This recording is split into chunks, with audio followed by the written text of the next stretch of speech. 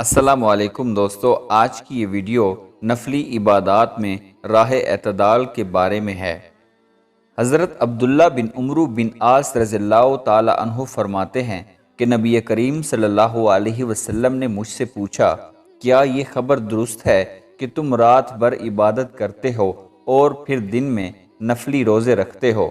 میں نے کہا، ہاں حضور، میں ایسا ہی کرتا ہوں۔ آپ صلی اللہ علیہ وسلم نے ارشاد فرمایا، لیکن اگر تم ایسا کرو گے تو تمہاری آنکھیں بیداری کی وجہ سے بیٹھ جائیں گی اور تمہارا جسم لاغر ہو جائے گا۔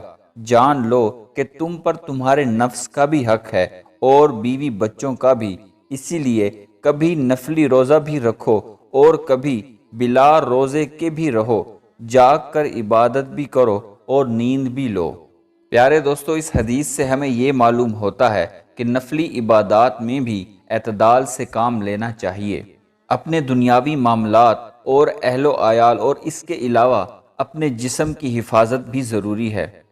اسی کے ساتھ ہی ہمیں اجازت دیجیے۔ میں امید کرتا ہوں آپ کو میری یہ کاوش پسند آئی ہوگی۔ مزید اسلامک معلوماتی ویڈیوز کے لیے ہمارے چینل کو سبسکرائب ضرور کر لیں اور ساتھ میں لگے بیل آئیکن کو پریس کر دیں۔ جزاک اللہ۔